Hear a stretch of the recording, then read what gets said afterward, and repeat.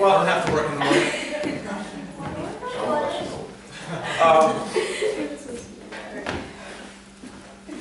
Whoa, I gotta recover. This is a bit longer story, and I will preface it. This is a true story I'm about to share with you. It was originally published in Yankee Magazine in June of 1953 or 57. Now that's fallen out of my head, I apologize. There was a letter concerning that story that was published in August of that summer.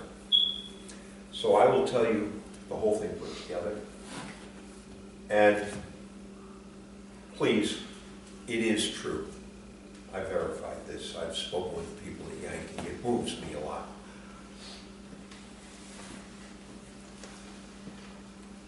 Turn of the century.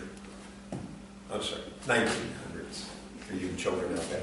A little while after that, and there was a schooner coming back from fishing out on the Grand Banks, which is almost 300 miles offshore for those of us in New England.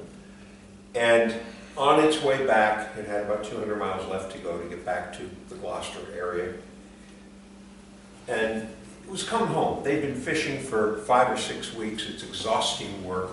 So the men were basically just lazing below. There was a man on the wheel, of course, and he was alone. You didn't have to have a lot of people once you get your sails set. And he saw something off to leeward, which is downwind. He saw something off to leeward in the water, quite a ways away. It looked like a log or something. And so, you know, he just made sure in his head that he didn't go that way. And then the cook came up on deck to throw some slops overboard, and as he did, the guy at the wheel said, now why don't you check that out?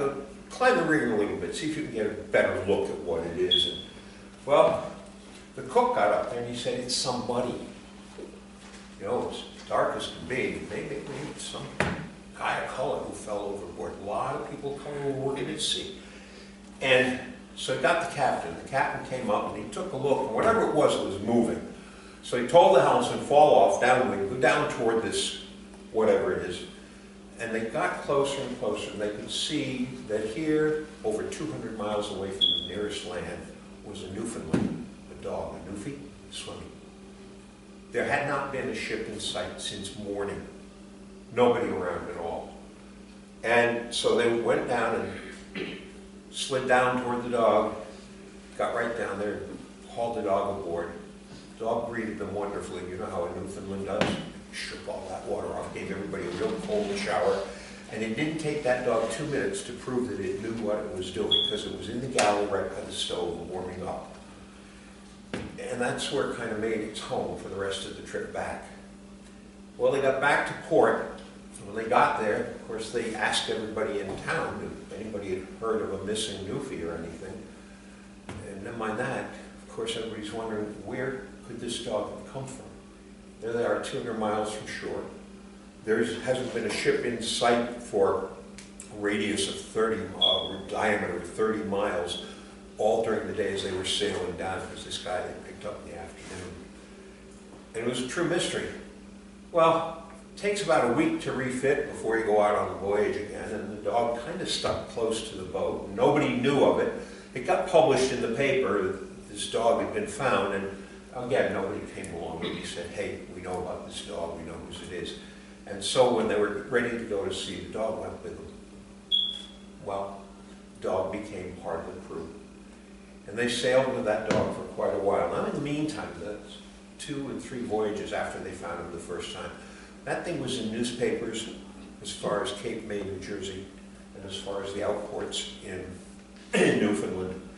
And you would think whoever's dog it was would have seen these articles. Now, the dog became the ship's mascot, but the dog became the town's mascot. They'd come to shore, and the dog would bound ashore and vanish. He'd go visit different people, and he made friends all over town. So he'd stay 2 days with this family, and 2 days with that family, and a day or so with another family. And when it came time for the schooner to sail again, why, there was the dog, ready to go. Bound aboard, and off they'd go. He was always about the last one to return, but he never missed ship. One day, The vessel's getting ready to go.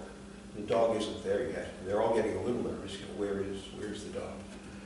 And as they're getting ready, finally the dog shows up. Now, you know, in those days when you don't have an engine on the boat, you have to go out with the tide, with the ebb tide. And if you miss the tide, you miss a day. And you don't want to do that. Every day is money for them.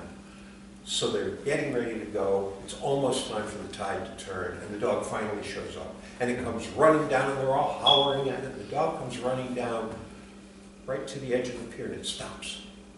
Dead stop, and starts barking like crazy at them. Bark, bark, bark, bark, bark. And then it ran back a ways and turned its head over its shoulder and bark, bark, bark, bark, and did this a couple of times. And then it ran down to the boat again, and they're all hollering, come on, get aboard, we gotta go. And the dog did the same thing. Bark, bark, up the waves, bark, bark, bark.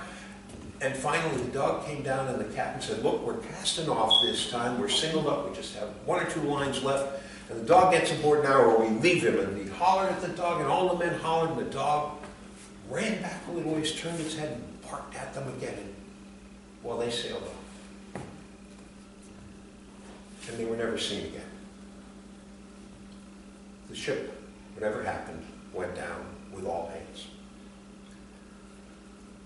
So this is already eerie enough, I suppose, until, as I say, 2 months later, a letter appears in the magazine. Oh my heavens, says the letter, I don't believe it. You see, that was my dog. Now I know what happened, thank you. When I was a little boy, my dad gave me a Newfie as a gift. And we lived a couple houses away from the school. Now, if any of you have encountered Newfoundland dogs, you know they're terribly friendly. I mean, they'll lick you to death if you're not careful. And this dog loved children. And as the children would be going to school, the dog would run up to the fence and bark at them because he wanted to be friendly with them. He wanted them to come over. Well, of course, kids, this big dog, they got pretty afraid, particularly as the dog began to grow. And finally, some of the parents said, look, you've got to do something about this. We can't, the dog is frightening our children. So my dad, goes on the letter, my dad decided to give the dog to my uncle who ran a freight schooner, a coaster, and he did a lot of trade. The dog lived on the boat for several years, and then they were going to make their last voyage with the vessel. She was old, and she was beginning to creak and groan in her timbers. They had one more load to get. My dad went with my uncle on that trip, and they went down to Honduras, and they picked up a load of ore. Now, I don't know what it was. It could have been magnetite, I'm not sure. They picked up a load of ore, which was really very heavy, and if water gets into it, it just gets heavier. And as the ship shifts in heavy seas, it's going to actually begin to split it if you're not careful. And she was old and weary, and they knew it would be her last trip. Well, coming back, they encountered a tremendous storm. And as they were closing on the banks, as a matter of fact, this storm is all over them, and the dog, as savvy as it was, got washed overboard by a rogue wave. They had a choice.